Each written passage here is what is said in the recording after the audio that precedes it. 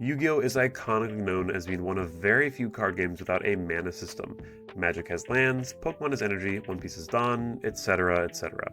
If you aren't aware what mana systems are, they're basically cards which give you the ability to play other cards. For example, in Magic, a card like Llanowar Elves requires you to have at least one forest land card, and then you tap to play the card. You can see a card's mana cost in the top right corner for Magic.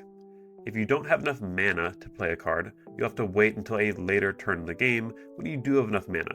Most games also restrict you to only playing one mana per turn, so you couldn't play a really expensive card on your first turn even if you did have all the mana for it in your hand. You're gonna have to wait a few turns. As I said, Yu-Gi-Oh! Doesn't have this. Instead, Yu-Gi-Oh's only real restriction was that you could only normal summon or set one monster per turn.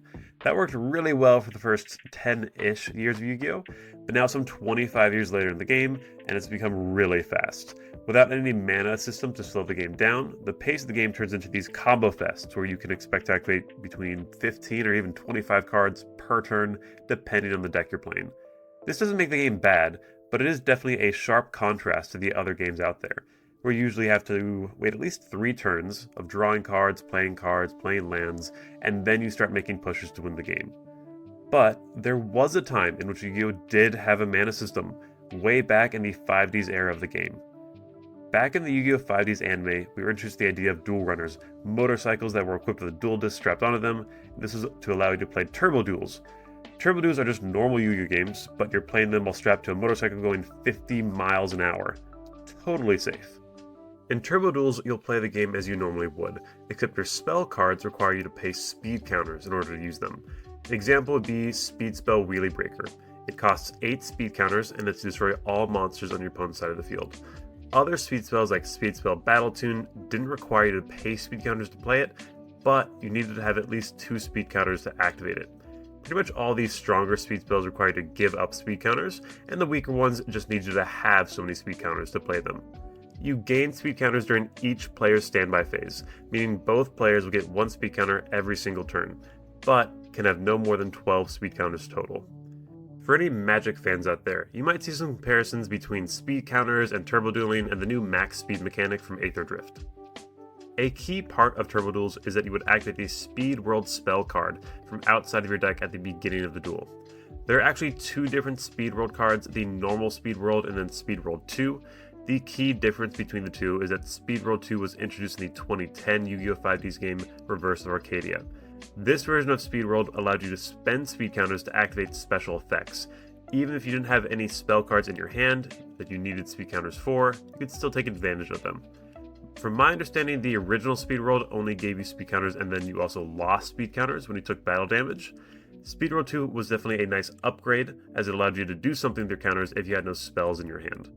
Some speed spell cards were just normal cards which had an added speed counter cost to them, such as Miracle Fusion. Instead of just activating its effect as normal, you would pay 3 speed counters for it. Other speed spell cards were entirely new cards with brand new artwork and were exclusive to the DS games. Cards like Angel Baton, which lets you pay 4 speed counters and draw 2 cards, then discard 1. It definitely made for an interesting style of gameplay, but it wasn't that different from a normal duel. This was back in the early 2010s. Yu-Gi-Oh! Was still a very slow card game where most turns you were just setting a monster, maybe some back row, passing. If anything, you want to play a higher ratio of monsters and traps with less spells than you normally would, only because they won't be live all the time. And as mentioned before, Speed World 2 could give you effects to use the counters anyways. Turbo Duels in the 2010 to 2011 games were amazing for the Earthbound Immortal cards. That's because Speed World 2 is a field spell that stayed on the field at all times. You could not get rid of it. The Earthbound Immortal cards were really cool boss monsters from the Yu-Gi-Oh! Anime, but suffered from both their 2 tribute costs to summon them and their restriction that a field spell needed to be on the field at all times or they'd blow up. But with Speed World, this is remedied. This doesn't make the deck competitive per se, or at all, but I just remember building a whole Earthbound Immortal deck in the DS games specifically for Turbo Duels, because I could stick them on the board and not really worry about them dying. In total, there are only a handful of games which use the Turbo Duel mechanic, all of them being Nintendo DS games, starting with 2009 Stardust Accelerator, then 2010 Reverse Arcadia, and finally 2011 Over the Nexus. Turbo duels are a really cool part of Yu-Gi-Oh history, and it's the only time that I'm aware of Yu-Gi-Oh's ever even experimented with a concrete mana system for cards in any way. And I have a ton of really fond memories of these games and turbo dueling. It wasn't the most fleshed out concept in the games, but it was a ton of fun. Konami's not really revisited the concept since the end of 5Ds. Arc V has a couple episodes in which they do technically turbo duel, but they got rid of speed counters, probably because of pendulum monsters introduced in Arc V. Pendulum monsters are both monsters and spells, and I'm sure there's no clean way to make those work with speed counters. It's probably for the best that Yu-Gi-Oh! Never did too much more with speed counters. While I loved the turbo duels in the video games, Yu-Gi-Oh's really made a name for itself as the crazy combo card game that has no mana system and really sets it apart from pretty much any other card game on the market.